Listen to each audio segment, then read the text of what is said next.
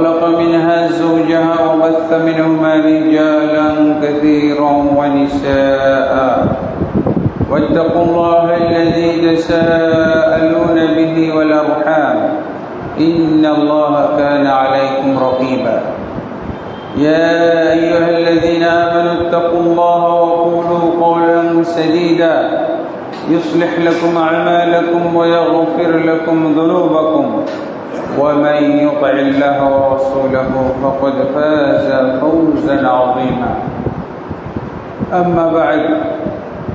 أما بعد فإن خير الحديث كتاب الله وخير الهدي هدي محمد صلى الله عليه وسلم وشر الأمور محدثاتها وكل محدثة بدعة وكل بدعة ضلالة وكل ضلالة في النار أما بعد فأعوذ بالله من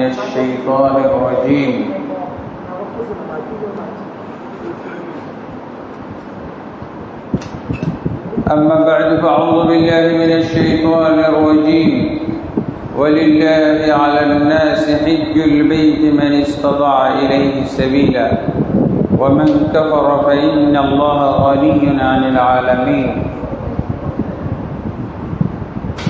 وقال سبحانه الحج أشهر معلومات فمن فرض فيهن الحج فلا رفث ولا فسوق ولا جدال في الحج وما تفعل من خير يعلمه الله وتزودوا فإن خير الزاد التقوى واتقون يا أولي الألباب وقال النبي صلى الله عليه وسلم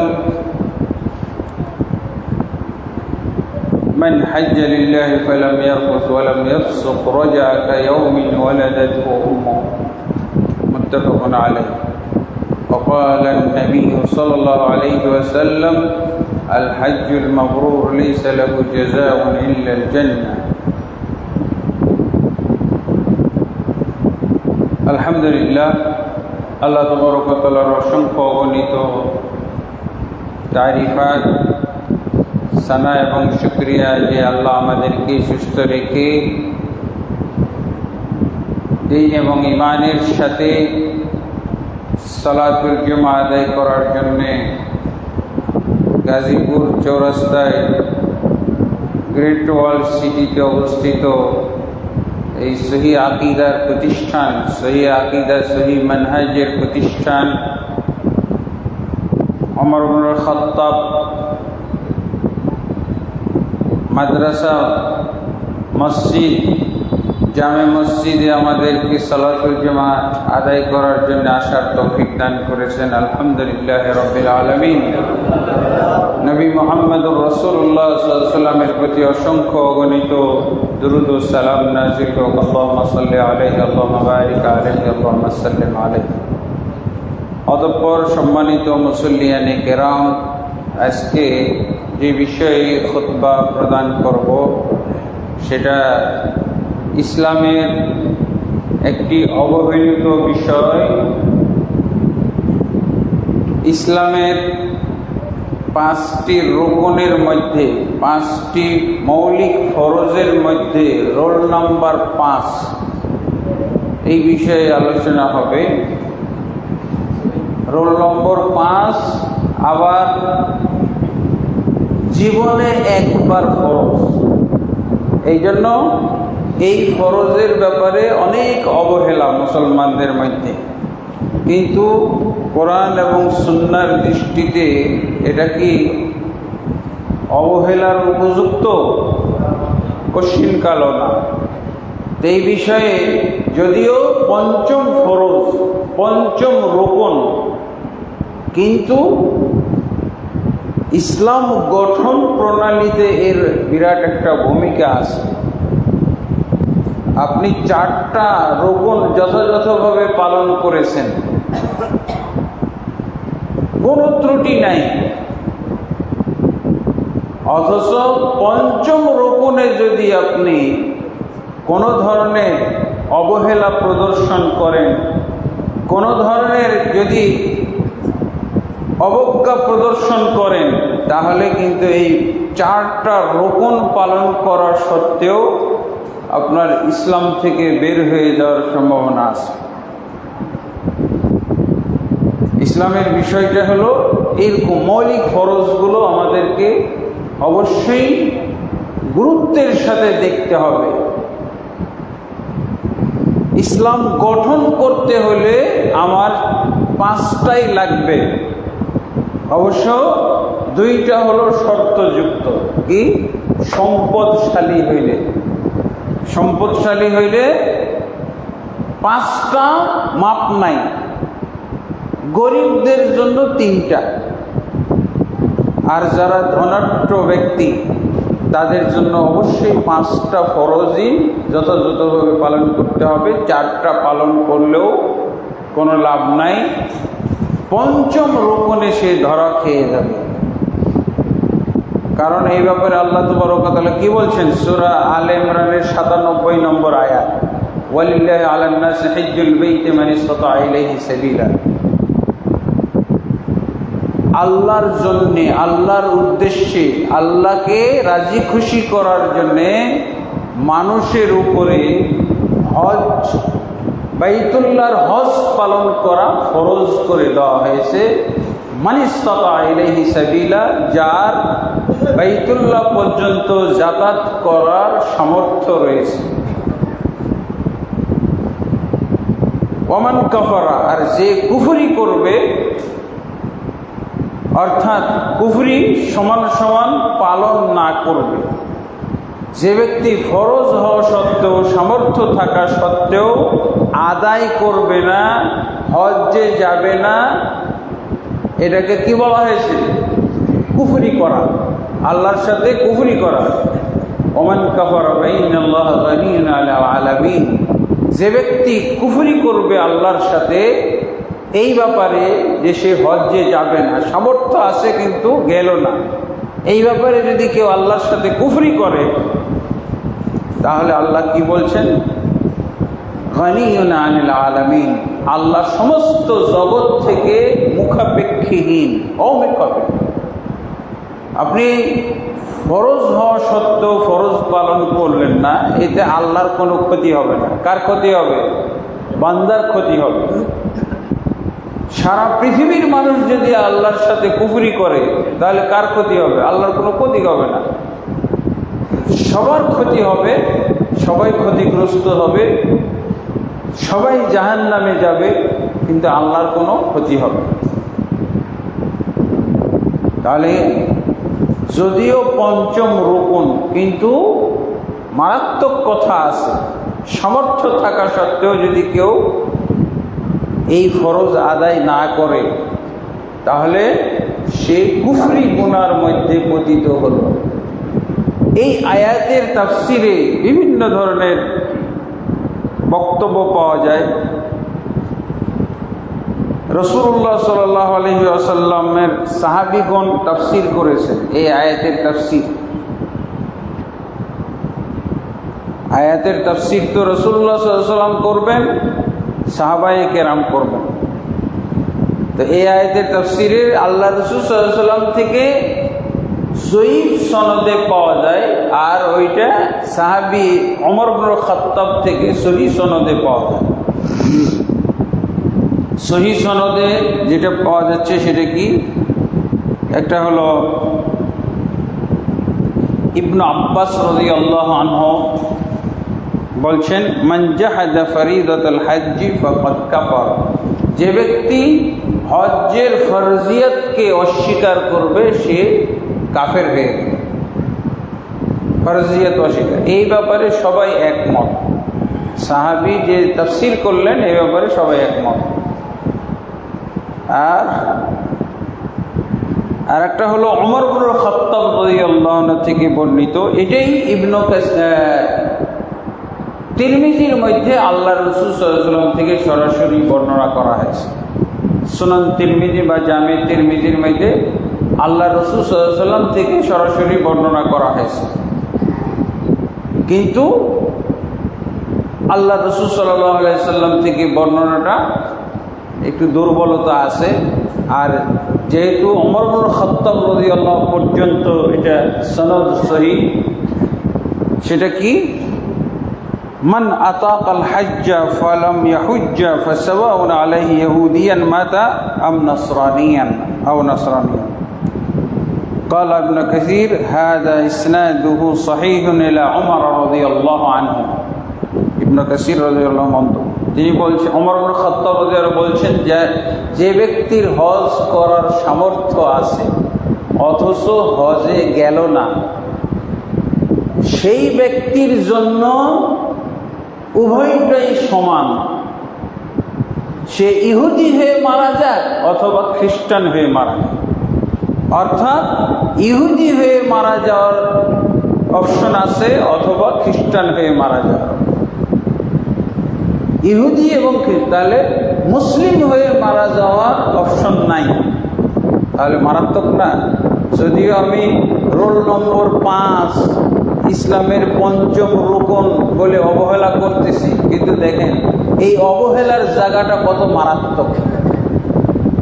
আল্লাহ রাসূল সাল্লাল্লাহু আলাইহি ওয়াসাল্লাম বলছেন, ওমর ইবনে খাত্তাব রাদিয়াল্লাহু আনহু পর্যন্ত সহিহ হাদিস, যার হজ করার সামর্থ্য আছে অথচ হজে গেল না, ওই ব্যক্তির ক্ষেত্রে সমান সে ইহুদি হয়ে মারা যাক অথবা খ্রিস্টান হয়ে মারা যাক।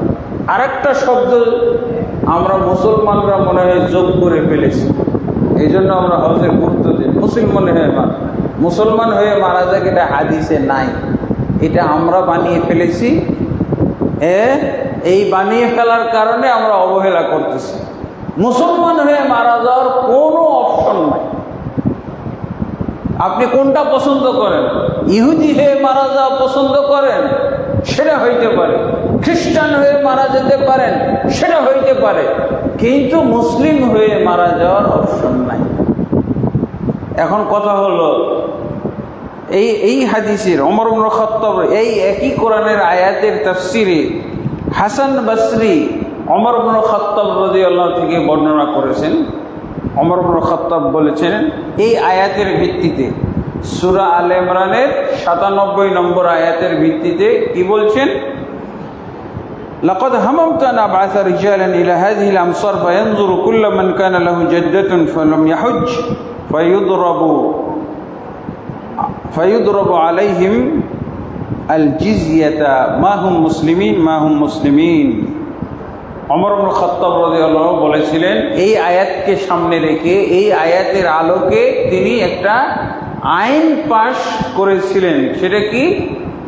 যে আমি ইচ্ছা করেছি যে এই শহরগুলিতে যে সমস্ত মুসলমান হজ্জের সামর্থ্য থাকা সত্ত্বেও তারা হজে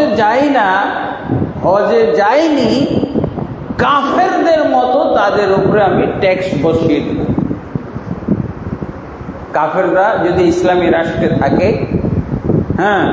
যদি তারা বলে যে আমরা আমাদের ধর্মের উপরে থাকব, তাহলে তাদেরকে ট্যাক্স দিয়ে থাকতে হবে। আর যদি মুসলিম হয়ে যায় তাহলে ট্যাক্স লাগবে না। আর যদি বলে যে আমরা আমাদের ধর্মের উপরে থাকব, তাহলে ইসলামী রাষ্ট্র কি বলবে? যে তাহলে ট্যাক্স দাও, এটা আল্লাহর জমিন, আল্লাহর বান্দাদেরকে ট্যাক্স দিয়ে থাকতে হবে। এটা কিসের কথা? এটাই হলো আল্লাহর কথা। যিনি মানুষ সৃষ্টি করেছেন তার কথা রাসূলুল্লাহ সাল্লাল্লাহু আলাইহি ওয়াসাল্লাম প্রচার করেছেন। আল্লাহ সৃষ্টি করেছেন, আল্লাহর বান্দা হইতে হবে না, এটা তো বাধ্যতামূলক। আপনি একজনকে যদি চাকরি বেতন দিয়ে চাকরি, কয় টাকার আপনি বেতন দেন? 50,000 টাকা বেতন দেন, তার অধিকার কত? আপনার আদেশ তাকে পালন করতেই হবে। আপনি যা নিষেধ করেছেন সেটা থেকে বিরত থাকতে হবে। এটা কি অমানবিক? এটা কি তার কি স্বাধীনতার উপরে হস্তক্ষেপ? কিন্তু এই পাগল ছাগল মানুষ বলে তার নাকি কাফের হওয়ার স্বাধীনতা আছে। কাফের মানে আল্লাহকে অস্বীকার করা, আল্লাহর বিধান অস্বীকার করা, আল্লাহর দেয়া দিন অস্বীকার করা, আল্লাহর আদেশ অস্বীকার করা, আল্লাহর নিষেধ অস্বীকার করা, এগুলো নাকি অধিকার আছে, মানব অধিকার। এগুলো এগুলো নাকি স্বাধীনতা, এগুলো নাকি বাক স্বাধীনতা, এগুলো নাকি কর্ম স্বাধীনতা। ইসলাম ধর্মে বাক স্বাধীনতা আল্লাহর কাছে, আল্লাহর কথার বিপরীতে কোনো বাক স্বাধীনতা নাই, মৃত্যুদণ্ড। রাসূলের কথার বিপরীতে কোনো বাক স্বাধীনতা নাই, কোনো কর্ম স্বাধীনতা নাই। যেমন ভাবে আপনি একজনকে বেতন দিয়ে রাখলে ওর স্বাধীনতা নাই, স্বাধীনতা আছে। 50 টাকা দিয়ে কি 50,000 টাকা দিয়ে 10,000 টাকা দিয়ে 5,000 টাকা দিয়ে কিনে নিলেন, আর এই বডিটা যে আল্লাহ তৈরি করলেন, কোটি কোটি টাকা খরচ, এর মধ্যে কোটি টাকা খরচ আছে না? এর মধ্যে কত কি যে সেট করে রেখেছেন আপনি। আল্লাহ তাবারক ওয়া তাআলার দেওয়া এই যে শ্বাস প্রশ্বাসটা নিচ্ছেন, এটা আপনি ল্যাব এইডে হিসাব করতে যান কত হবে। প্রতিদিন 50,000 করে, আপনার 50,000 না 5 লাখ টাকা হবে ল্যাব এইডে। শুধু আপনি আপনার বাবা, আপনার রোগীর নাকে একটু হাত দিয়ে দেখবেন যে শ্বাস প্রশ্বাস চলছে, ও মেশিন দিয়ে চালাচ্ছে শ্বাস প্রশ্বাস, এটার বিল রাত্রে বেলায় 50,000 টাকা প্রতিদিন। আর এই যে স্বাচ্ছন্দ্যে আপনি শ্বাস প্রশ্বাস নিয়ে ঘোরাফেরা করতেছেন, দুর্নীতি করছেন, ছলচাতুরি করছেন, হ্যাঁ, কত ধরনের প্রতারণা খেলছেন, এই শ্বাস প্রশ্বাসের দাম কত হইতে পারে? দিনে কমপক্ষে 1 লাখ টাকা। আপনি বেঁচে আছেন কতদিন যাবত? এটা হলো একটা আল্লাহর, এই বডির মধ্যে একটা আল্লাহর কাজ, একটা আল্লাহর নমুনা সৃষ্টির। এটা এখন ক্যালকুলেটরে হিসাব করে বলে দিচ্ছে এতে। তাও রুগ্ন শ্বাস প্রশ্বাস, এরই কত দাম। তাহলে এই আল্লাহ বাধ্য করতে পারে না? এই আল্লাহ বলতেই পারে যে তুমি আল্লাহর, আমার জমিনে থাকলে তোমাকে ট্যাক্স দিয়ে থাকতে হবে। তাও ট্যাক্স দিয়ে যারা থাকবে ওদের ধর্ম কর্ম প্রচার করতে পারবে না, গোপনে করবে। এই ঢোল ঢাক পিটানো, হ্যাঁ, তারপরে বেল বাজানো, এগুলো চলবে না, গোপনে করতে হবে। আর সরকারের পক্ষ থেকে দাওয়াতি কাজ প্রতিদিন হবে, কোরআনের আয়াত শোনানো হবে তাদেরকে, ওদের ইবাদতখানায় গিয়ে কোরআনের আয়াত শোনানো হবে, আল্লাহর বিধিবিধান তাদেরকে শোনানো হবে। এইটা সরকারিভাবে পাশ হবে। প্রত্যেক হিন্দু, বৌদ্ধ, খ্রিস্টান এরা যাতে এক সময় আর খ্রিস্টান না থাকে, এক সময় আর হিন্দু না থাকে, এক সময় বৌদ্ধ না থাকে। কিন্তু এগুলোকে আমাদের এই যে অজ্ঞ মূর্খ, এরা বলে যে মানব অধিকার। ওমর ইবনে খাত্তাব রাদিয়াল্লাহু কি বলছেন? যে মুসলমানের উপরে ট্যাক্স বসিয়ে দেওয়া হবে, এই পঞ্চম রোকন যদি কেউ সামর্থ্য থাকা সত্ত্বেও আদায় না করে, তাকে 4টা আদায় করে, কালেমা, নামাজ, তারপরে যাকাত আর সিয়াম, 4টা ঠিক মতো আদায় করতেছে, কিন্তু পঞ্চম রোকনে তার টাকা পয়সার হিসাব, অর্থ সম্পদের হিসাব নিয়ে দেখা গেল যে এর উপরে হজ ফরজ, কিন্তু হজে যাচ্ছে না। তাহলে কি করতে হবে? ওমর ইবনে খাত্তাব রাদিয়াল্লাহু বলছেন, যেভাবে হিন্দুদের উপরে, যেভাবে খ্রিস্টানদের উপরে, যেভাবে ইহুদিদের উপরে ট্যাক্স বসিয়ে দেওয়া হয়, এরও ট্যাক্স বসিয়ে দেওয়া হবে। কারণ কি? মা হুম বিমুসলিমিন, এরা কশ্চিনকালও মুসলিম নয়, কশ্চিনকালও মুসলিম নয়। নাউযুবিল্লাহি মিন যালিক। কত মারাত্মক ব্যাপার। কিন্তু আমাদের মুসলমানদের এখন মূলধন হয়ে গেছে অজ্ঞতা। না জানলে নাকি করা লাগবে না, না জানলে থাক, জানার দরকার নেই, জানলেই তো আমল করা লাগবে। এটা কৌশল হলো? হ্যাঁ, এলেম অর্জন করা তো প্রথম ফরজ, এলেম অর্জন করা প্রথম ফরজ। না জানলে আমল করা লাগবে না, এটা কোনো সুযোগ আছে? জানতেই তো হবে। কারণ ইসলামের প্রথম ফরজ হলো বা আলাম, সূরা মুহাম্মদের 19 নম্বর আয়াত, ফাআলাম আন্নাহু লা ইলাহা ইল্লাল্লাহ। অবশ্যই জানতে হবে। আর জানার মধ্যে কি আপনি 4টা পর্যন্ত জানবেন, আপনি 3টা পর্যন্ত জানবেন, যাকাত সম্পর্কে জানবেন না, কারণ টাকা চলে যায়, টাকা খরচ হয়ে যায়। আপনি হজ সম্পর্কে জানবেন না, কারণ এখানে টাকা খরচ হয়। কোন ব্যক্তির উপরে হজ ফরজ? এই যে হজ ফরজ, এই যে বারবার কথা বলা হচ্ছে, যার উপরে হজ ফরজ, যার হজ করার সামর্থ্য আছে তার উপরেই তো সব হজ ফরজ হয়ে গেল। সামর্থ্যের কয়েকটা পয়েন্ট আছে। 1 নম্বর হলো, সে যদি মুসলিম হয়, সে যদি মুসলিম হয় তাহলে তাকে হজ করতে হবে, অমুসলিম হলে হজ ফরজ না। সে যদি বালেগ হয়, তুমি কি শিশু যে তোমার উপরে হজ ফরজ হয় না? হ্যাঁ।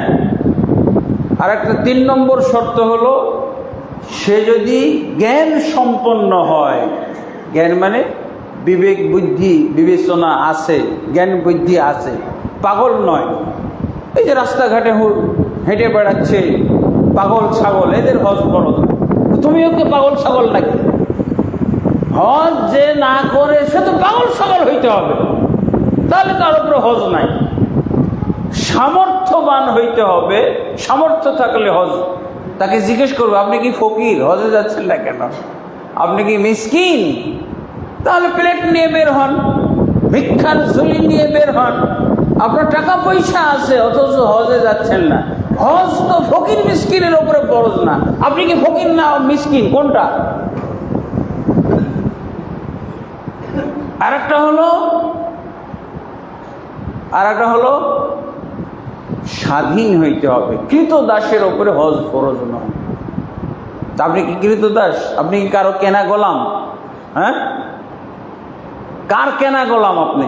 আপনি হজে যাচ্ছেন না, কার কেনা গোলামের অজুহাত দিবেন বলেন? 5টা শর্ত থাকলেই তাকে হজ করতে হবে। হ্যাঁ, 1 নম্বর মুসলিম, 2 নম্বর হলো বালেগ, 3 নম্বর হলো সামর্থ্যবান, তারপরে হলো জ্ঞান সম্পন্ন, আকেল জ্ঞান সম্পন্ন, স্বাধীন, কৃতদাস, গোলাম নয় কারো, কেনা গোলাম নয়। কেনা গোলামের তো কোথায় চলে গেছে, তারপরও কেনা গোলাম নাকি আছে? এখন তো আর নাই। এগুলো হলো সামর্থ্যের ব্যাপার, এগুলো হলো শর্ত বা সামর্থ্য, হজ ফরজ হওয়ার শর্ত। তাহলে যদি এইসব দোষ আপনার মধ্যে না থাকে, এই দোষ মুক্ত আছেন, আপনি মুসলিম, কাফের না, আপনি বালেগ, যৌবনে পদার্পণ করেছেন, যুবক। ইসলামের দৃষ্টিতে সর্বোচ্চ হলো বয়স 15 বছর। 15 বছর হইলেই তাকে ধরা হবে। এরপরে হলো জ্ঞান সম্পন্ন, বিবেক সম্পন্ন, পাগল হয়ে যায় নাই। ও যদি পাবনায় ভর্তি থাকে তাহলে ওর জন্য হজ ফরজ না। যদি সে দাবি করে, ভাই আমি পাগল মানুষ, আমাকে হজের দাওয়াত দিয়ে, ঠিক আছে ভাই, আমি কৃতদাস, আমি অমুকের কেনা গোলাম, উনি যদি অনুমতি দেয়, তাহলে শুনছি আমাদের সমাজে আমার প্রতিবেশী, সে আমাকে প্রতি বছর বলতো, ভাই আপনি হজে যান প্রতিবার, আমার তো আপনার সাথে হজে যেতে ইচ্ছা করে, এরকম ইচ্ছা করে। হঠাৎ করে কি হলো, বেচারা তাবলিগ জামাতে ঢুকে গেল। তাবলিগ জামাতে ঢুকলে আবার নিয়ম আছে যে আমির যদি অনুমতি না দেয় তাহলে হজ করতে যাইতে পারবে না। আমির আটকা পড়ে গেল, কেনা গোলাম হয়ে গেছে, আর হজের কথা বলে না, আর হজের কথা বলে না। ওই যে তাবলিগ জামাতে চিল্লা মিল্লা লাগাই দিয়া সে কেনা গোলাম হয়ে গেছে, আমির অনুমতি দিচ্ছে না, এখন বেচারা অন্ধ হয়ে গেছে। ইন্না লিল্লাহি ওয়া ইন্না ইলাইহি রাজিউন। এখন খালি দোয়া চাই, দোয়া করেন। সামর্থ্যবান, কিন্তু আমিরের নিষেধাজ্ঞা, আমির অনুমতি না দিলে হজে যেতে পারবে। এই হলো অবস্থা। নাউযুবিল্লাহি মিন যালিক। তাহলে অবশ্যই আমাদেরকে এই এলেম অর্জন করতে হবে। এখন কথা হলো যে সামর্থ্যের মাপকাঠিটা কি? আমি যে সামর্থ্যবান তার মাপকাঠি কি? পয়সার মাপকাঠি হলো আপনি এখনকার যুগে সামর্থ্য বোঝার একটা বুদ্ধি হয়ে গেছে। প্যাকেজ মূল্য দেওয়া হয় না, 5.5 লাখ টাকা, 6.5 লাখ টাকা, 7.5 লাখ টাকা। আপনি ন্যূনতম প্যাকেজ এখন বোঝার কায়দা হয়ে গেছে, বুঝছেন? সামর্থ্য বোঝার ব্যবস্থা করে দিয়েছে সরকার, সব দেশই করে। 5.5 লাখ টাকা সবচেয়ে নিচু প্যাকেজ, নিম্ন প্যাকেজ, লোয়েস্ট প্যাকেজ দেখবেন, দেখে আপনি হিসাব করবেন আপনার 5.5 লাখ টাকা আছে না? জমি বিক্রি করলে হবে না? জমি বিক্রি মানুষ নিজে নিজে ধারণা বশত একটা সামর্থ্যের মাপকাঠি বানায়। ওর নাকি ব্যাংক ব্যালেন্স 5.5 লাখ টাকা, না 5.5 লাখ টাকা হইলেই হবে না, তার থাকতে হবে কমপক্ষে 10 লাখ টাকা। তাহলে 5.5 লাখ টাকা দিয়ে হজে যাবে, আর বাকি 4.5 লাখ টাকা থাকবে তার ভবিষ্যৎ বলে। এরকম একটা হিসাব, এটা একটু সাধারণ হিসাব। আর তো অন্য এখন বর্তমানের মুসলমান তো মনে করে কোটি কোটি টাকা, শুধু ফালতু ব্যালেন্স, তার অলস টাকা যদি তাকে 5.5, তাহলে চিন্তা করবে। আর মুসলমানের যে নানান সমস্যা, 5.5 লাখ টাকা থাকলেও আল্লাহ পাত্তাই পাবে না, হজ তার কাছে পাত্তাই পাবে না, এমন হিসাব দেখাবে। বুঝেছেন না? আমরা কিভাবে একজন আর ব্যবসার ক্ষেত্রে এক শরিক, যে মালিক, কোম্পানির মালিক কিভাবে শেয়ার হোল্ডারদেরকে হিসাব দেখায়, লস হয়ে গেছে আর আপনি টাকার ভাগ পাবেন না। এরকম আল্লাহর সাথেও ছল চাতুরি করে, এমন ভাবে আল্লাহকে দেখায়, এমন ভাবে হিসাব দেখায় যে আল্লাহ আমার হজ ফরজ না। কিন্তু আসলে নেশাব, হজের নেশাব কি? সবকিছুর সম্পদগত যত ইবাদত আছে তার নেশাব আছে। সর্বনিম্ন সম্পদগত ইবাদতের নেশাব হলো আপনার ঈদুল ফিতরে যদি ঈদের দিনের খাদ্যর জন্য যা লাগবে, এইটির পরে ঈদের দিনের খাদ্যর পরে অবশিষ্টটা যদি একসা হয়ে যায়, অর্থাৎ 2 কেজি 40 গ্রাম, তাহলে তাকে যাকাত দিতে হবে। তাহলে ফকিরকেও দিতে হবে, মিসকিনকে দিতে হবে। ঈদের দিনের খানা, একজনে কত খানা খায়? 1 কেজি। 1 কেজির পরে বাকিটা যদি 2 কেজি 40 গ্রাম হয়ে যায় একসা, তাহলে তাকে যাকাত দিতে হবে। এটা হলো নেশাব। অর্থাৎ 3 কেজি 40 গ্রাম যদি কারো, প্রত্যেকের ব্যক্তিগত হিসাব করতেছি, 3 কেজি 40 গ্রাম যদি জন প্রতি বাড়িতে চাউল থাকে, তাহলে 2 কেজি 40 গ্রাম দেওয়া তার উপরে ফরজ।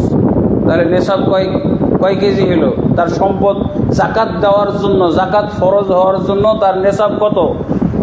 3 কেজি হইলেই হয়। 3 কেজি বা 3 কেজি 40 গ্রাম, তাই না?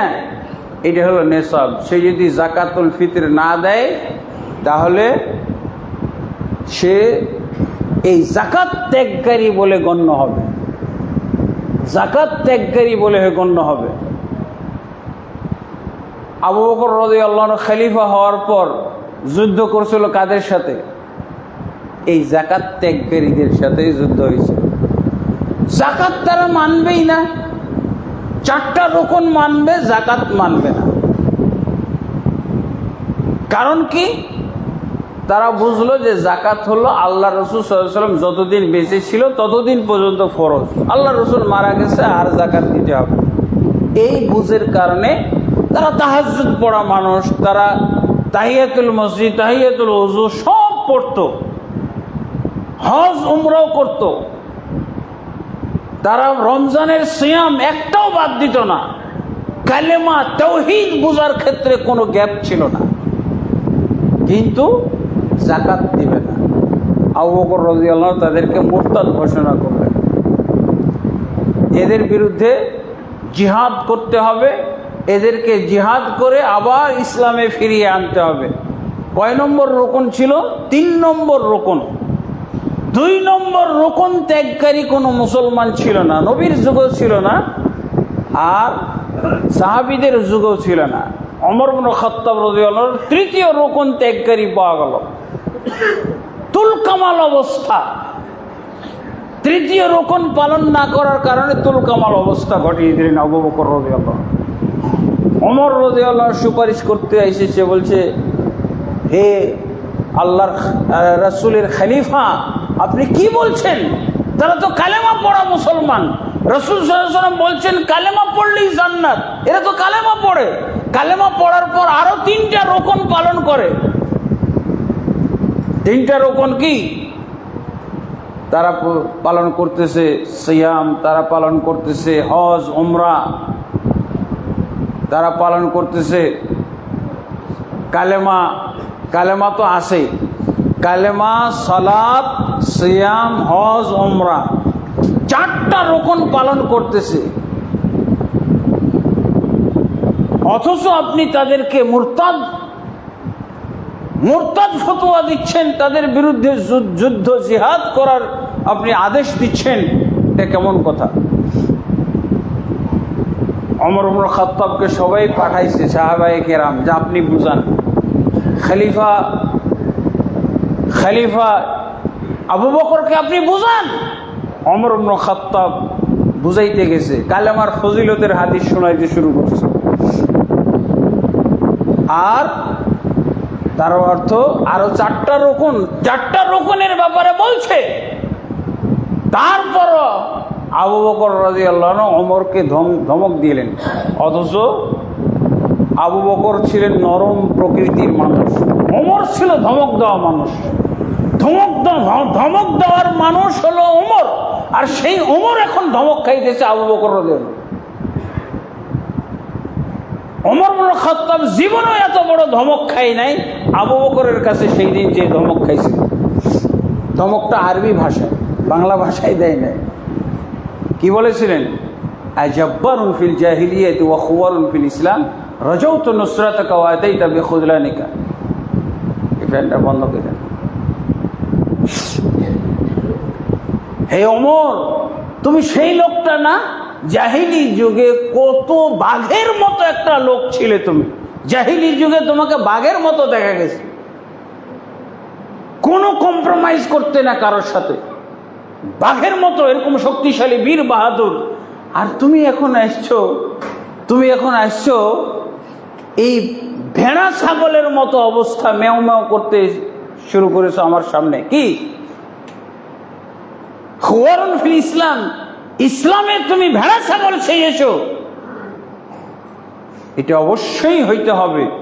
তুমি জানিয়ে দাও, যদি কেউ যাকাত ত্যাগকারীদের বিরুদ্ধে জিহাদ না করে, আমি আবু বকর একাই জিহাদ করব।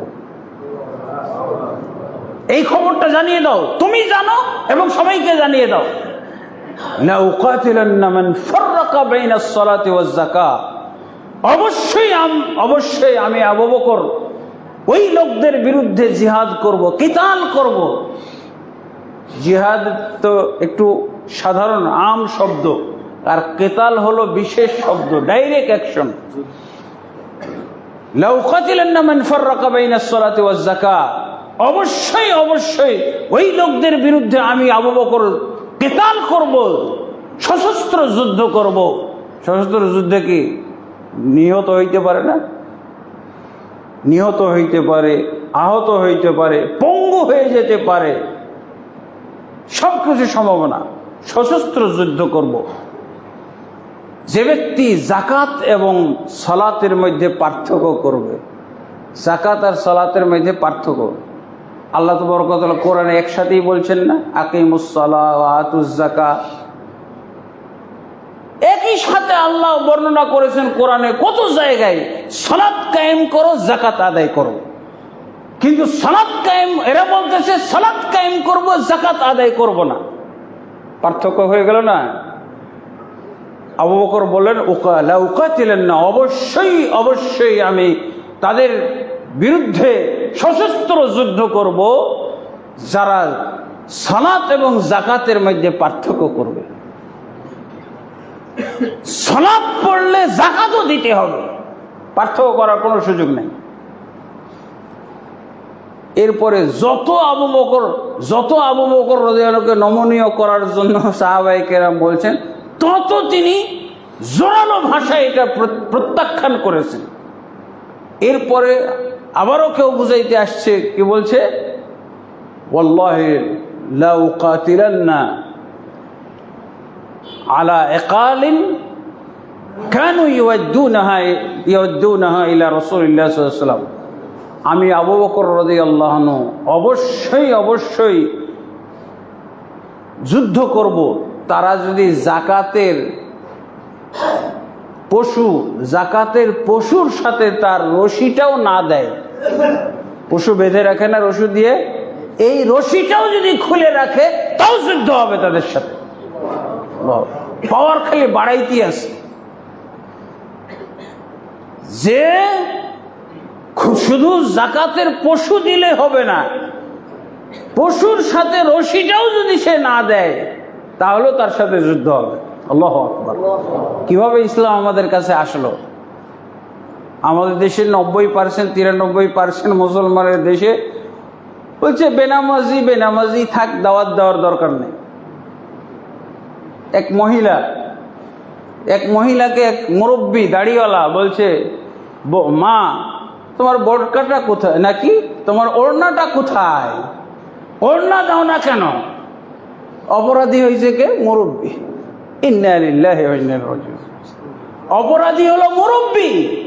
এই 93% মুসলিমের দেশে বলা হলো ওড়না, তুমি বুকে ওড়নাটা দাও নাই কেন, ওড়না দিয়ে বের হওয়া নাই কেন?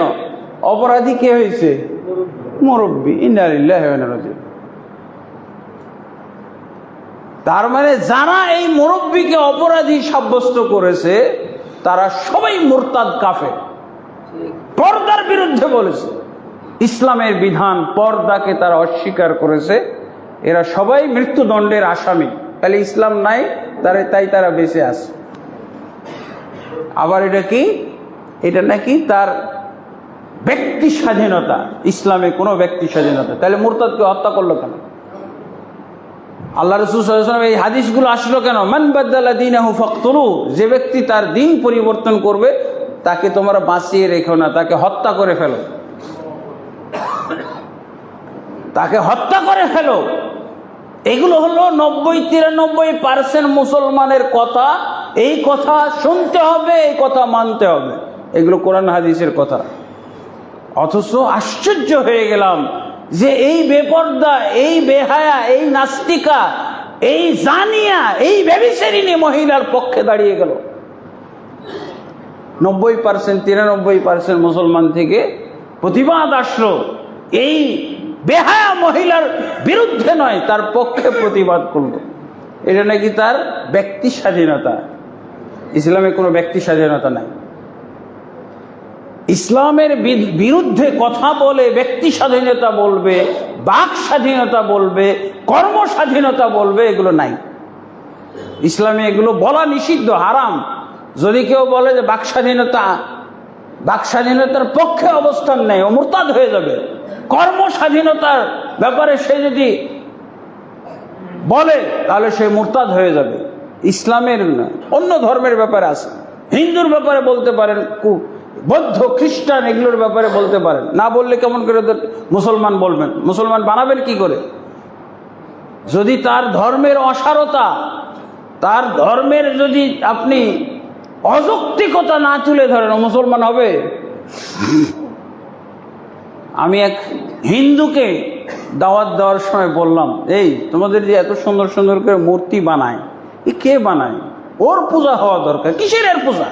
একে সুন্দর করে বানাইলো যে, এই যে কর্মচারীর পূজা করা যুক্তিসঙ্গত, ওগুলোর পূজা হবে কেন? ওগুলোকে এত সুন্দর করে যে বানাইলো, ওই লোকটার পূজা করা তোমাদের জন্য উত্তম। এ হলো তার সৃষ্টিকর্তা। এই মূর্তিগুলোর সৃষ্টিকর্তা হলো এই কর্মচারী। একে পূজা করো, এটার ব্যাপারে কোনো যুক্তি টুক্তি পাওয়া যায়, কিন্তু যুক্তিবিহীন কথাবার্তা। এবং যুদ্ধ হয়েছিল না, আবু বকর রাদিয়াল্লাহু যুদ্ধ করছিলেন, যখন আবু বকর রাদিয়াল্লাহু আনহুর কথা কঠোর থেকে কঠোরতর হচ্ছিল, এই সময় ওমর ইবনে খাত্তাব রাদিয়াল্লাহু বলেন, লাকাদ রাআইতুল্লাহ কাদ শারাহা সাদরা আবি বকর লিল ইসলাম। এই অবস্থানের মধ্য দিয়ে আমি জানতে পারলাম, বুঝে ফেললাম যে আল্লাহ এমনি আবু বকরকে এই ক্ষমতায় বসাননি, ইসলামকে যথাযথভাবে, সুন্দরভাবে, সঠিকভাবে বুঝার জন্য আবু বকরের সিনা আল্লাহ খুলে দিয়েছেন, আমাদের কারো সিনাই খুলেননি আল্লাহ, কারণ উনি দায়িত্বশীল, ওনার সিনাই আল্লাহ খুলে দিয়েছেন। তখন সবাই একমত হয়ে গেল, বুঝলো কি যে আবু বকর রাদিয়াল্লাহু আনহুর সিনা আল্লাহ খুলে দিয়েছেন সত্য বোঝার জন্য, সঠিকটা বোঝার জন্য, এই জন্য উনি কঠোর অবস্থানে আছেন। তখন সবাই আবু বকরের পক্ষ অবলম্বন করলেন, সবাই সম্মিলিতভাবে এই যাকাত ত্যাগকারীদের বিরুদ্ধে যুদ্ধ করলেন। আল্লাহু আকবার। এই পঞ্চম রুকুনের ব্যাপারেও ওমর ইবনে খাত্তাব রাদিয়াল্লাহু আনহু এই একই বাক্য উচ্চারণ করেছেন, কিন্তু ওমর ইবনে খাত্তাব রাদিয়াল্লাহু আনহু এই আইন পাশ করার পর আর যাকাত ত্যাগকারী আর হজ ত্যাগকারীও পাওয়া যায়নি। হজ ত্যাগ কার্যকর কি করবে? ঘোষণার পরে পরে সব শেষ, ঘোষণার পরে সব কার্যকর, ঘোষণা দেওয়ার সাথে সাথে সবাই অ্যালার্ট যে না, হজ ফরজ হয়ে এলে আর কোনো অজুহাত নাই, যাইতেই হবে। সবাই হজ পালন করেছে, হজ ত্যাগকারী আর পাওয়া যায় না। কিন্তু আমাদের যুগে নামাজ ত্যাগকারীরই অভাব নাই, কালেমা ত্যাগকারী মুসলমানের অভাব নাই। কালেমা ত্যাগকারী মুসলমান, সেকুলার যত মুসলমান আছে সব হলো কালেমা ত্যাগকারী। সেকুলার মুসলমান, ধর্মনিরপেক্ষ মুসলমান, এরা হলো সব কালেমা ত্যাগকারী মুসলমান। কত পার্সেন্ট এরা? এরাই 99%। 99% মুসলমান বাংলাদেশের। দেখলাম যে পার্লামেন্টে একজন মাত্র রাজশাহীর লোক বলল যে আমাদের 90-93% মুসলমানের দেশে কোরআন বাস্তবায়ন করা দরকার, কোরআনের আইন, ইসলামের আইন বাস্তবায়ন করা দরকার, কার্যকর করা দরকার। আর বর্তমান আইনটা কি আছে? 7%-এর আইন নিয়ে আমরা সবাই খুশি, পার্লামেন্টের সদস্য হয়ে গেছি। 7% কাফেরের আইন নিয়ে খুশি, পার্লামেন্টে হইচই, সব তর্ক বিতর্ক হচ্ছে 7%-এর আইন নিয়ে। এত বোকা, এত বিবেকহীন মুসলমান হয়ে গেছে এখন। কিসের শিক্ষিত ওরা? শিক্ষিত বলা যায়? পাগল ছাগলের দল, যে বুঝতেছে না যে 7%-এর আইন নিয়ে আমি এখানে বসে আছি। 90-93% মুসলমানের আইন এগুলো না, পার্লামেন্টে ঢুকতেই পারে না। ওই একটা মাত্র লোক বলল, রাজশাহীর, কে যেন নামটা আমি জানি না, ফজলুর রহমান, হ্যাঁ, অধ্যাপক মুজিবুর রহমান, মাশাআল্লাহ, ওই লোক তো আহলে হাদিস, আলহামদুলিল্লাহ। দেখেন এরকম হলো অবস্থাটা। কে কার মৃত্যুদণ্ড কার্যকর করবে বলেন? 99% তো এই 1% যদি এরকম দাঁড়িয়ে যায় তাহলে হয়তোবা তারা আইন পাশ করবে, এটিকে মারো। আমার প্রতিবেশী একটা নামাজ ত্যাগ করার মাধ্যমে মুসলমান হয়েছে। এই হলো আজব ঘটনা। পর্দা ত্যাগ করার মাধ্যমে মুসলমান হইতে হয় এই দেশে। শরিয়া আইনে বিশ্বাসী নয়, এই কথা বলার পর ভোট দিছে মুসলমান। ও কেন বলছে জানেন? বাধ্য হয়েছে। এই মুসলমান তো দেখা যায় যে শরিয়া আইন বাস্তবায়ন করলে ভোট দিবে না। তখন কি বলছে? ভালোই গবেষণা করছে ওরা, জনগণের সরকার হইতে হবে না, তো জনগণের দৃষ্টিভঙ্গি লক্ষ্য করছে। ওরা যদি বলতো আমাদেরকে আপনারা নির্বাচন করেন, তারপরের দিনই 5 ওয়াক্ত সালাত বাধ্যতামূলক করে দেবে, ভোট দিত? ফেল, ভোটে ফেল হয়ে যেত। এই জন্য বেচারা আগেই বলছে যে আমরা শরিয়া আইনে বিশ্বাসী নয়, আর 90% মুসলমান খুশি হয়ে ভোট যাও, তাহলে পাশ করাই দিই। ইসলামী দল চিন্তা করতেছে, হায় হায়, আমরা তো এই কথা বলতে পারলাম না, কিন্তু এর পরের কথা, দ্বিতীয় কথাটা বলে ফেলছে। তারা বলছে আমরা কত যদি জিতাই দেন, আমরা শরিয়া আইন বাস্তবায়ন করব না। এই 80 বছর যাবৎ এগুলো বলছি, আপনারা ভোট দেন না, এবার আমরাও বলতেছি আমরা পাশ করলে শরিয়া আইন বাস্তবায়ন করব না। এইরকম জনগণ শরিয়া আইন বিশ্বাসী না, এটা কথা শুনলে নেতা ভালো, ভোট দিতে হবে তাকে। আর শরিয়া আইন বাস্তবায়ন করব না এই কথা বলার পর 68টা সিট পেয়ে গেছে। আগামী বছর যদি বলতে পারে শরিয়া আইনে বিশ্বাসী না, তাহলে এরাই জিতে যাবে। শরিয়া আইনে বিশ্বাসী না, এটা বেশি মারাত্মক কথা। আকীদার ব্যাপার, আর এটা হলো আমলের ব্যাপার। আমলে বাস্তবায়ন করব না, হয়তো আকীদায় আছে শরিয়া আইন বিশ্বাসী, কিন্তু বাস্তবে বলছে আমরা এটা কায়েম বাস্তবায়ন করব না। এটা হলো আমলি কুফর, আমলি কুফর এটা। আর এটা হলো আকীদাগত কুফর। পার্থক্য বুঝেছেন তো? শরিয়া আইনে বিশ্বাসী নয়, এটা হলো আকীদাগত কুফর। আর শরিয়া আইন বাস্তবায়ন করব না, এটা হলো আমলগত কুফরি। দুটাই কুফরি, কিন্তু ওইটা একেবারে উপর লেভেলের কুফরি, আর এটা হলো দ্বিতীয় লেভেলের কুফরি। আগামী বছর, আগামী নির্বাচনে যদি বলতে পারে আমরাও শরিয়া আইনে বিশ্বাসী না, তাহলে ঠিকই জিতে যাবে। দাওয়াতি কাজ তো আমরা করতে চাই না, আমাদের দাওয়াতি কাজ নাই, খালি লোক ম্যানেজ করা, ভোটার ম্যানেজ করা। দেখলেন না, মন্দিরে মন্দিরে গড়াগড়ি করলো ভোটের জন্য। হ্যাঁ, দাওয়াতি কাজ এটা? বেলালকে যখন মাইক দেওয়া হচ্ছিল তখন কি বলছিল? হোবাল বলছিল প্রচন্ড মাইক। এই মাইকটা যদি কয়েকজনকে মারা হয়তো মৃত্যুবরণ করত, কিন্তু আল্লাহর তাবারকাতাআলা হায়াত রাখলে মৃত্যুবরণ করবে না, তাই না? এই জন্য অবশ্যই আমাদেরকে এগুলো বাস্তবায়ন করতে হবে। তো আলহামদুলিল্লাহ, তাহলে হজ, যাকাত এগুলো হলো সম্পদগত ইবাদত, যার সামর্থ্য হবে তাকে অবশ্যই পালন করতে হবে। আর হজের ব্যাপারে আল্লাহ তাবারক ওয়া তাআলা বিশেষভাবে বলছেন, যারা এই ফরজ আদায় করতে গেল তাদের জন্য সরাসরি জান্নাত।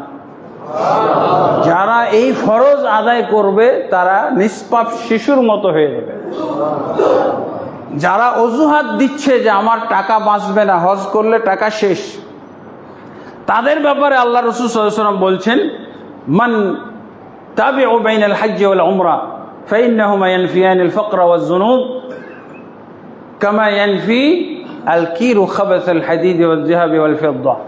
আল্লাহ রাসূল সাল্লাল্লাহু আলাইহি ওয়াসাল্লাম বলছেন, তোমরা হজ এবং উমরা একটার পর একটা করো, কারণ এই হজ উমরার মাধ্যমে তোমাদের গুনাহ আল্লাহ মোচন করে দেবেন এবং দারিদ্রতাকে ধ্বংস করে দেবেন। দারিদ্রতা, অভাব, অনটনকে ধ্বংস করে দেবেন। কিসের জন্য? হজের জন্য। হজ উমরা করলে। তা আমাদের এই হাদিসে বিশ্বাসী হওয়ার কারণে একটা ফ্যামিলি প্রতি বছরই হজ করে, প্রতি বছরই হজ করে। আগে বলতো আমাদেরকে লোয়েস্ট প্যাকেজটা দিবেন, এখন বলতেছে যে আমাদেরকে কি হাইয়েস্ট প্যাকেজ দিবেন। তারা আমার মাদ্রাসায় কিছু দান করত, এখন দানের হারটাও বেড়ে গেছে। আগে দিত হয়তো অল্প কিছু দিত, এবার দেখলাম যে 2 লক্ষ টাকার চেক পাঠাই দিচ্ছে। কি বুঝলেন? হাজি এবারও যাচ্ছে, প্রতি বছরই যায়। এই হাদিসটা অক্ষরে অক্ষরে তারা সত্য পাইছে। আর আমি কি বলতেছি, আমি হজে গেলে আমার টাকাটি শেষ। আরে ফিরে এসে দেখেন না আপনার কি হয়। হজ থেকে ফিরে এসে আপনি যদি ইন্টারভিউ নেওয়ার জন্য যান, এই হাদিসের বাস্তবতা দেখার জন্য, আমি ওই ফ্যামিলিটিকে পাঠাই দেব। অথবা আমাদের এই 4 তারিখে একটা অনুষ্ঠান আছে, ওখানে আসবে, ব্যক্তিগতভাবে ওদের পরিচয় দিলে আবার খুব রাগ করে। হ্যাঁ, পরিচয় দিলে খুব রাগ করে। তো ওদেরকে অনেক মানুষ বলে যে আপনারা প্রতি বছর হজ করেন কেন? ওরা আসলে এই হাদিসে দুনিয়াবি উপকারও পাইতেছে, আখিরাতের উপকারে জান্নাত তো আছে। দেখছেন কিভাবে তাদের সম্পদ বাড়তেছে। তারা আগামী হজ আসার আগে এই ফুল ফ্যামিলি, আবার একজন না, ফুল ফ্যামিলি যায়। তার মানে পরের হজ আসার আগে তাদের এমন অর্থ, এমন বরকত হয় যে এই টাকা তারা খরচ করে কিছুই না, যে তাদের লাভ হয় এই টাকা খরচ করলেও কিছুই হচ্ছে না, কিছুই ঘাটতি হচ্ছে না। আলহামদুলিল্লাহ। তো এইগুলো আসলে বুঝার বিষয়, ইমানের ব্যাপার। তো আলহামদুলিল্লাহ, এটা আবার অবশ্যই এই বরকতটা পাওয়া যাবে। এই হাদিসগুলো আপনি জান্নাত পাবেন, জাহান্নাম হারাম হয়ে যাবে, আপনি দুনিয়ায় লাভবান হবেন, দারিদ্রতা দূর হয়ে যাবে। হ্যাঁ, যদি হজটা নিয়ম মতো করতে পারেন। কিন্তু আমাদের সমাজে যারা হজে যায়, দেখেন হজে যাওয়ার কোনো নিয়ম কারণ আমরা মেনটেন করি। এই যে দেখেন এখন হজের নাকি প্যাকেজ বেড়ে গেছে, এই জন্য সব উমরাই যাচ্ছে। হজ হলো ফরজ, উমরা হলো নফল। ফরজ হজের বিকল্প হিসেবে যারা নফল উমরা করে, এই উমরাতে গুনাহ হবে। এই উমরাগুলো সব ঢালাওভাবে বেদাতি উমরা, গুনার উমরা। কারণ এই উমরা দিয়ে আপনি আল্লাহর সাথে প্রতারণা খেলছেন। আপনার উপরে ছিল হজ ফরজ, কমপক্ষে 5.5, সর্বনিম্ন প্যাকেজ 5.5 লাখ টাকা দিয়ে আপনার হজ করতে হইতো, আপনি এখন 1.5 লাখ টাকা দিয়ে করতেছেন। মানে আল্লাহর সাথে ছলচাতুরি। হ্যাঁ, আপনার গরু নাই, এখন ছাগল দিয়ে হাল চাষ হবে? বলেন, মাথা নষ্ট। আপনি কোন দিকে? আপনি তো যুক্তিতেও নাই, আপনি শরীয়তেও নাই, ইসলামেও নাই, যুক্তিতেও নাই। কিভাবে আপনি তামাশা, আল্লাহর সাথে তামাশা শুরু হয়েছে। তারপরে হজে যাচ্ছে, হজে যাওয়ার ক্ষেত্রে যারা হজেও যাচ্ছে তারা কি এই যে লাব্বাইক লাব্বাইক বলছে, লা শারিকা বলতেছে, তাওহীদের কোনো খবর নাই। সে যাচ্ছে ভোটে পাশ করার জন্য, তার প্রতিদ্বন্দ্বী আলহাজ অমুককে ভোট দিন, আর ওর আলহাজ নাই, তো আলহাজ টাইটেল নেওয়ার জন্য যাইতেছে। এটা হবে? অথবা তার পাশের দোকান হাজি ডিপার্টমেন্ট লিখে দিয়েছে, এখন ও লিখতে পারে না। হাজি সাহেবের দোকানে অনেক ক্রেতা, এখন ও আবার ওর হাজে যাবে কি, তার দোকানও হাজি ট্রেডার্স নাম রাখার জন্য। এমনকি হাজি বিরিয়ানি, আরে খাবার দাবার জিনিস, এখানে হাজির সম্পর্কটা কি? ওর যাতে বিরিয়ানি বেশি চলে এই জন্য সে নাম দিয়ে দিয়েছে হাজি বিরিয়ানি। ইনশাআল্লাহ যারা হজ করতেছে, হজগুলো নষ্ট হইতেছে।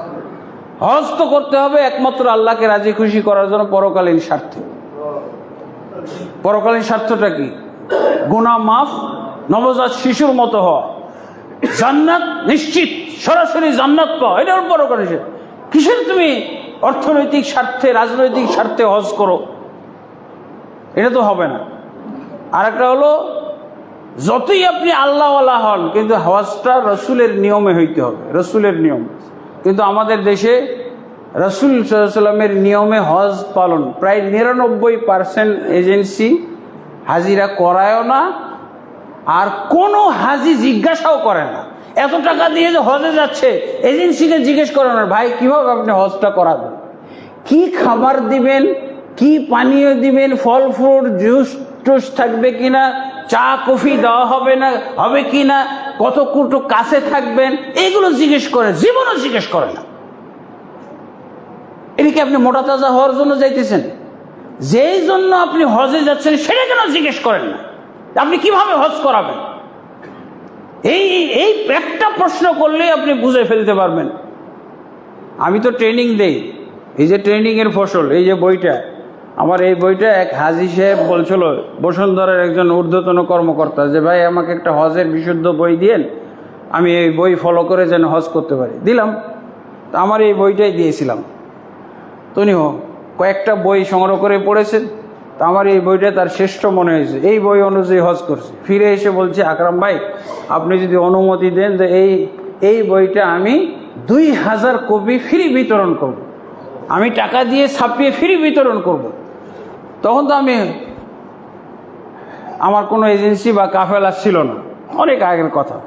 তো উনি ঠিকই হজে এসে 2000 কপি ছাপাই দিচ্ছে ফ্রি। তো অনেকজনের কাছে গেছে, এটিএন বাংলার কাছে গেছে, ওরা আমাকে ফোন দিয়েছে, ভাই আমরা নতুন কাফেলা করতেছি, তা আপনার এই বইটা আমাদের কাছে এসেছে, এই বইটা আমাদের শ্রেষ্ঠ মনে হচ্ছে, তা আমরা এই বইটা হাজিদেরকে দিব এবং আপনি এই বইয়ের রাইটার লেখক হিসেবে আপনাকে দিয়ে ট্রেনিং দেওয়াবো। এই যে ট্রেনিং দিলাম, ট্রেনিং দেওয়া শুরু হয়ে গেল। 3 বছর এটিএন বাংলার হাজিদের ট্রেনিং দিচ্ছে, আরো অন্যান্য জায়গায় ট্রেনিং এর জন্য, চট্টগ্রাম পর্যন্ত নিয়ে গেছে ট্রেনিং এর জন্য। কিন্তু ট্রেনিং এর সময় হাজি সাহেবরা আমার ফোন নাম্বার রেখে দিতে, এসে বলে কি যে আপনি যেভাবে হজের ট্রেনিং দিলেন নবীর পদ্ধতিতে হজ পালন, কিন্তু আমরা তো এটা মিল পাইলাম না, আমরা তো এজেন্সির পদ্ধতিতে হজ করে আসলাম। কিসের নবীর পদ্ধতি? এজেন্সির পদ্ধতিতে হজ করে আসলাম। এই বিষয়গুলো আমি পরে একটা গ্রুপ বের হইলো, আমাকে নিয়ে গেল 17 জনের একটা গ্রুপ আমাকে নিয়ে গেল যে আমরা 3-4 বার হজ করছি, ভুলভাল হজ আপনার ট্রেনিং শুনে বুঝলাম এবং স্টাডি করলাম, এখন আপনাকে নিয়ে যেতে চাই। তা আমি গেলাম, আমি যাওয়ার পর নিজে দেখলাম কি ভুলভাল হয়। তো এই ভুলগুলোর উপর একটা বই, তো আমার অনেক আগের লেখা, এই বইটা কিন্তু 96 সনে কুয়েতের মাটিতে বসে লিখছিলাম, কুয়েতে চাকরি করতাম তখনকার লেখা, অথচ এই বইয়ের মাধ্যমে এত কাজ হচ্ছে এখন। তো আমি তখন তাদেরকে বললাম যে অভিযোগ করে এরকম, তো অভিযোগ করলে কি হবে, আমি তো ভাই ট্রেনার, শুধু ট্রেনিং দিব, আমি তো হজে নিয়ে যাচ্ছি না আপনাদের। তো ওরা বললো যে আপনি একজন হাজি তো বলেই ফেললে, আপনি হজ কাফেলা করেন, যেভাবে ট্রেনিং দিচ্ছেন এইভাবে হজ করাবেন, লাইসেন্স আপনাকে আমি করে দেবো। কিন্তু বেচারা মারা গেছে কতদিন পর। এরপরে যে গত 23 সনে এক হাজি গেলেন, 3-4 বার হজ করছে, কিন্তু সে এই বিশুদ্ধভাবে নবীর পদ্ধতিতে হজ পায় না কোনো সময়। পরে আমার সাথে করার পর উনি দেশে এসে ওই যে ভাই মারা গেল ওই ভাইয়ের মতো উনিও বললেন যে আমি আপনাকে লাইসেন্স করে দেব। আলহামদুলিল্লাহ গত বছর উনি লাইসেন্স হাদিয়া একটা দিছেন। হ্যাঁ, এখন তো সহিভাবে হজ পালন করার একটা দায়িত্ব সে পেয়ে গেছে, সহিভাবে হজ পালন। আর এই যে মসজিদটা আমরা করেছি কি জন্য? এটা সহিভাবে সালাত পড়ার জন্য না? অবশ্যই সহিভাবে। এরকম বহু আহলে হাদিস মসজিদ, পাশে দেখবেন হানাফি মসজিদ আছে, অন্য মসজিদ আছে, কিন্তু এই মসজিদ করা হলো কেন? সহিভাবে সালাত পড়ার জন্য, বেদাত মুক্ত, ত্রুটি মুক্ত সালাত পড়ার জন্য। তো এরকম জীবনে একবার ফরজ, এরকম একটা ইবাদতের জন্য এরকম একটা সহি কাফেলা হওয়া দরকার, সহি একটা এজেন্সি থাকা দরকার, যার মাধ্যমে এখন তো 2000 হাজি যায় এক এজেন্সিতে। 2000 যদি সহি আকীদার হাজি আমরা একত্র করতে পারি, তাহলেই কেবল সহি সুন্নাহভাবে হজ পালন করা সম্ভব। অন্যথায় মিনাতে যে ঝগড়া লেগে যায়, বেদাতির সাথে সহি আকীদার হাজিদের ঝগড়া। আপনি হজ করবেন না ঝগড়া করবেন, আরাফাতে গিয়ে ঝগড়া লেগে যায়। আহলে হাদিস হানাফি খলত মলত হইলেই, হ্যাঁ, বাতিল আকীদা বেদাতিদের সাথে খলত মলত এরকম সংমিশ্রণ হইলেই ঝগড়া লাগে। তো আমরা চাই এরকম একটা সহি এজেন্সি, যেমন ভাবে সহি মসজিদ। আল্লাহ তাবারক ওয়া তাআলা আমাদেরকে তৌফিক দান করুন। আল্লাহ তাবারক ওয়া তাআলা আমাদেরকে এই যে 5ম ফরজ, এটা যেন যথাযথভাবে পালন করার তৌফিক দান করুন। আমি এই যে ওই মানুষের অভিযোগ থেকে একটা 35টা মতো ভুল নোট করেছি, একটা লিখেছি লিফলেট। এই 35টা ভুল হজ উমরা পালন করতে গিয়ে করে, কিছু ভুল এজেন্সি করায়, কিছু হাজি অজ্ঞতার কারণে করে থাকে। এই ভুলগুলো যারা অতীতে হজ করেছেন তারাও মিলাইবেন কয়টা ভুল আপনার হয়েছে, যারা এবার হজে যাবেন তারাও উপকৃত হবেন, এই ভুলগুলো থেকে বেঁচে থাকবেন। যারা সামনে হজে যাবেন তারা সতর্ক হয়ে গেলেন এই ভুল থেকে যেন আপনি বিরত থাকতে পারেন। আল্লাহ তৌফিক দান করুন। আল্লাহুম্মা আমিন। আস্তাগফিরুল্লাহ লি ওয়া লাকুম ওয়া লিসাইরিল মুসলিমিন ফাস্তাগফিরুহু ইন্নাহু আল গফুরুর রহিম। আপনারা গেটে হয়তো এই লিফলেটটা পেয়ে যাবেন। হ্যাঁ।